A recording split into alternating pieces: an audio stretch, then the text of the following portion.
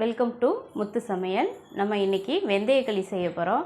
அதுக்கு என்ன பொருள் தேவை, எப்படி செய்யலான்னு சொல்லி பார்க்கலாம். வாங்க வீடியோக்குள்ளே போவோம். வெந்தயக்களி செய்ய தேவையான பொருள் பார்த்திங்கன்னா, நான் இந்த டம்ளருக்கு 1 டம்ளர் பச்சரிசி எடுத்துருக்கிறேன், 4 ஸ்பூன் வெந்தயம் போட்டிருக்கிறேன், 1/4 கிலோ கருப்பட்டி எடுத்துருக்கிறேன், 100 கிராம் நல்லெண்ணெய் எடுத்துருக்கிறேன், சுக்கு பொடி கொஞ்சம், ஏலக்காய் பொடி கொஞ்சம் எடுத்துருக்கிறேன். அவ்வளோதான் தேவையான பொருள். எப்படி செய்யலான்னு பார்க்கலாம். நான் இந்த கருப்பட்டியை உடச்சி எடுத்துருக்கிறேன். 3/4 டம்ளர் தண்ணி ஊற்றி நான் இதை கரைச்சிக்க போகிறேன். நிறைய தண்ணி ஊற்றாதீங்க, களிக்கு நிறைய தண்ணி தேவைப்படாது. 3/4 டம்ளர் ஊற்றுறேன். கரைச்சி எடுத்துக்கலாம். நல்லா கிண்டி விட்டுட்டே இருங்க, இல்லைன்னா அடி பிடிச்சிரும், சட்டி கருப்பாயிரும். நல்லா கரைச்சி எடுத்துக்கலாம். பாருங்கள், நம்ம இதை மிக்சியில் போட்டு அரைச்சிக்கலாம். கிரைண்டரில் அரைச்சா இன்னும் நல்லா வரும். நீங்கள் கிரைண்டரில் போட்டு செய்யுங்க, நான் கம்மியாக இருக்கிறதுனால மிக்சியில் போட்டுக்கிறேன்.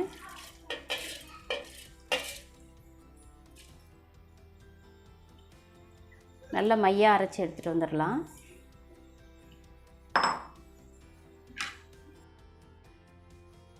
பாருங்கள், முதல்ல கொஞ்சம் சுற்றிட்டு அப்புறமா கம்மியாக தண்ணி ஊற்றி அரைங்க. ரொம்ப தண்ணி தேவைப்படாது.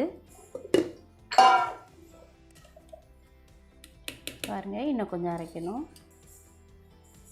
பாருங்கள், இன்னும் கொஞ்சம் பரபரன்னு இருக்குது, இன்னும் கொஞ்சம் அரைக்கணும். பாருங்கள், நல்லா பொங்கி வந்திருக்கு. கிரைண்டரில் அரைச்சா இன்னும் பொங்கி வரும்.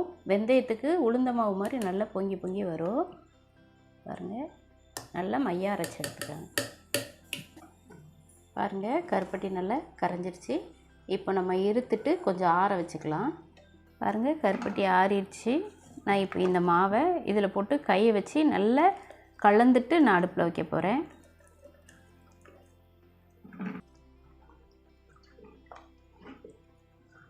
பாருங்கள், நான் இந்த கருப்பட்டி பாவுலையே நல்லா கரைச்சி விட்டுட்டு அடுப்பில் வைக்க போகிறேன்.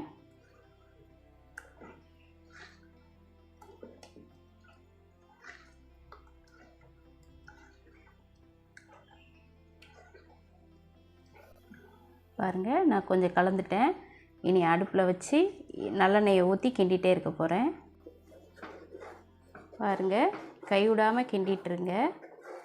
இப்போ நான் 2 கரண்டி எண்ணெய் ஊற்ற போகிறேன். நல்லெண்ணெய், செக்கெண்ணெய் இது.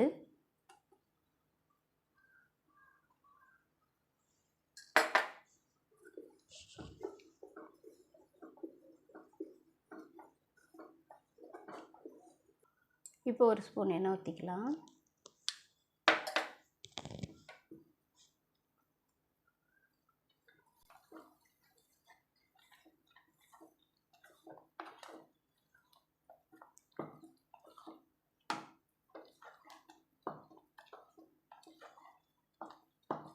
நான் இப்போ மத்து வச்சு கிண்டிகிட்ருக்கேன், கொஞ்சம் கட்டியானதுக்கப்புறமா.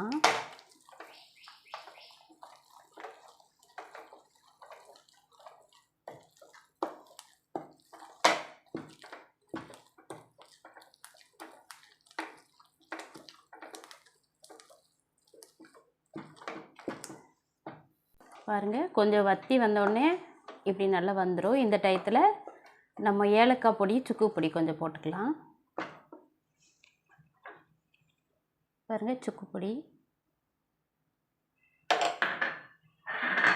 ஏலக்காய் பொடி,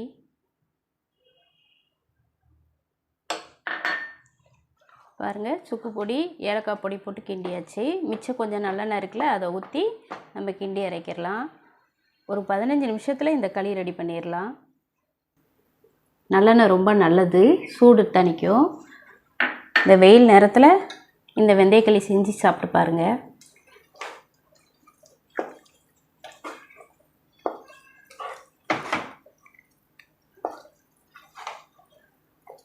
பார்த்தீங்களா எப்படி நல்லா ஒட்டாமல் வந்திருக்குன்னு.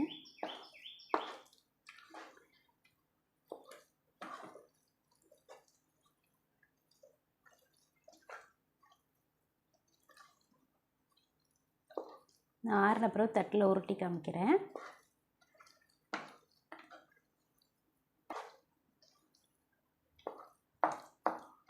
முடிஞ்சிச்சு, அவ்வளோதான், இறக்கிடலாம். பாருங்கள், கொஞ்சம் ஆறிடுச்சு. இப்போ நான் உருட்டி காமிக்கிறேன்.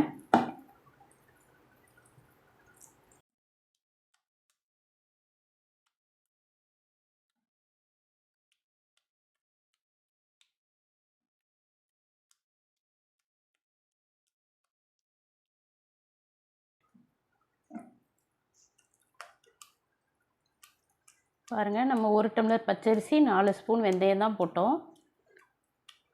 ஒரு 5 பேர் சாப்பிட்லாம். ஆளுக்கு ஒரு உருண்டை சாப்பிட்லாம்.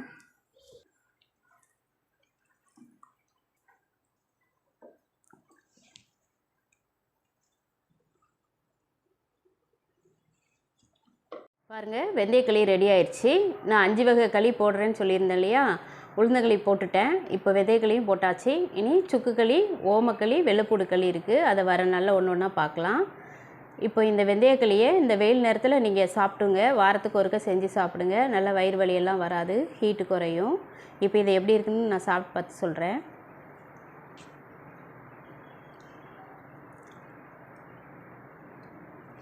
செமையாக இருக்குது. கருப்பட்டி நம்ம நிறைய போட்டு செஞ்சதுனால லைட்டாக தான் கசப்பு தெரியுது. சாப்பிட்றலாம், எல்லாருமே சாப்பிட்லாம். இந்த வீடியோ உங்களுக்கு பிடிச்சிருந்துச்சுன்னா முத்து சமையலுக்கு லைக் பண்ணுங்கள், ஷேர் பண்ணுங்கள், சப்ஸ்கிரைப் பண்ணுங்கள். தேங்க்யூ.